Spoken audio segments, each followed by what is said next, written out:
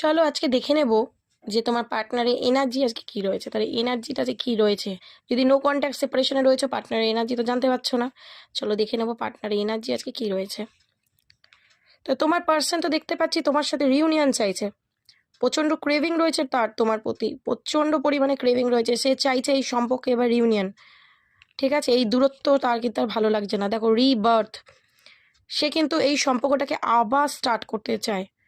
যে সম্পর্কটা তোমাদের এন্ড হয়ে গেছে, এখানে আমি দেখতে পাচ্ছি যারা রিডিংটা দেখছো অনেকের সম্পর্ক শেষ, যার জন্য তুমি রিডিংটা দেখছো। দূরত্ব এসে গেছে, সেপারেশন হয়ে গেছে, নো কন্ট্যাক্ট হয়ে গেছে, বহুদিন, বহু মাস, বহু বছর হতে পারে কথা হচ্ছে না। তুমি শুধু তারই অপেক্ষা করে যাচ্ছ, তার সাথেই জীবনটা কাটাতে চাও। তো সেই পার্সনটা কিন্তু আজকের দিনে এতদিন পর তারও কিন্তু মনে হয়েছে যে এই সম্পর্কটার শুরু দরকার, রিবার্থ, পুনর্জন্ম সম্পর্কের সে কিন্তু করতে চলেছে। এই সম্পর্কে এখানে দেখতে পাচ্ছি তোমার পার্টনার কিন্তু এবার তোমার সাথে ব্যালেন্স চায়, সে কম্প্রোমাইজ করতে চায়। হতে পারে এতদিন সে করেনি বা করতে চায়নি, এবার কিন্তু সে চায়। ওকে, সো যদি বলো যে তোমার পার্সন কীভাবে তোমাকে নিয়ে, তার এনার্জি কী রয়েছে, তার এনার্জি একটাই, তোমার সাথে রিউনিয়ন করা। কারণ তুমি ছাড়া ও নিজেকে ইনকমপ্লিট ফিল করছে, অসম্পূর্ণ মনে হচ্ছে তোমাকে ছাড়া, তাই তোমাকে ছেড়ে সে আর থাকতে পারছে না।